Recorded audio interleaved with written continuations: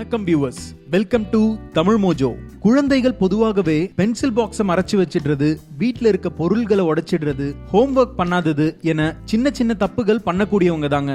ஆனா பெரியவங்களே பண்ண பயப்படுற சில பயங்கரமான தப்புகளை பண்ண குழந்தைகளை பத்தி தான் இப்போ இந்த தமிழ் மோஜோ சேனல்ல நாம பார்க்க போறோம். கிறிஸ்டியன் பெர்னாண்டஸ்.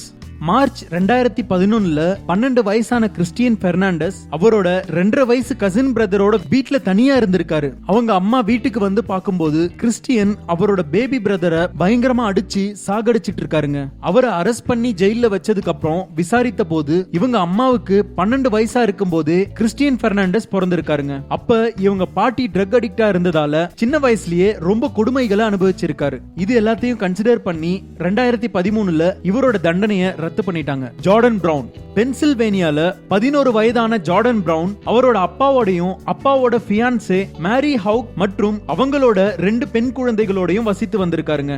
மேரி ஹவுக் 8 மாசம் பிரெக்னெண்டா இருந்த போது 20 பிப்ரவரி 2009 அவங்களோட ரூம்ல தூங்கிட்டு இருக்கும் போது ஜார்டன் பிரவுனால சுட்டு கொல்லப்பட்டிருக்காங்க. புதுசா வர இருந்த குழந்தை மேல பொறாமை ஏற்பட்டதுனால ஜார்டன் பிரவுன் அவங்கள சுட்டு கொன்னதா போலீஸ் கிட்ட சொல்லியிருக்காரு.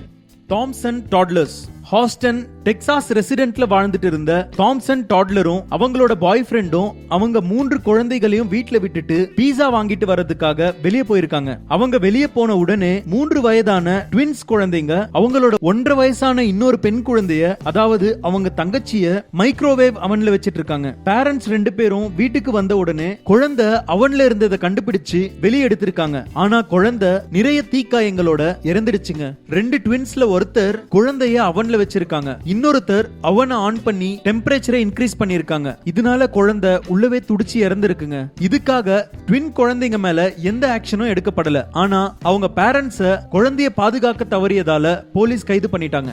எரிகா டினாடோ.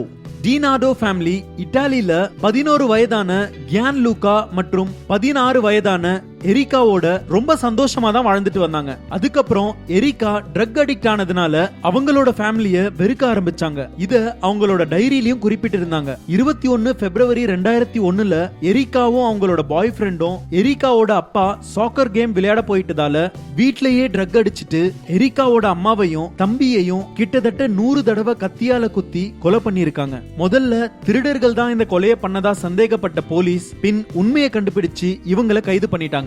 எந்த மாதிரியான குழந்தையா இருந்தாலும் அவங்க வளர்ற சூழ்நிலை, அவங்கள வளர்க்கிற விதம், இதுலதான் அவங்களோட எதிர்காலமே அமைந்திருக்குங்க.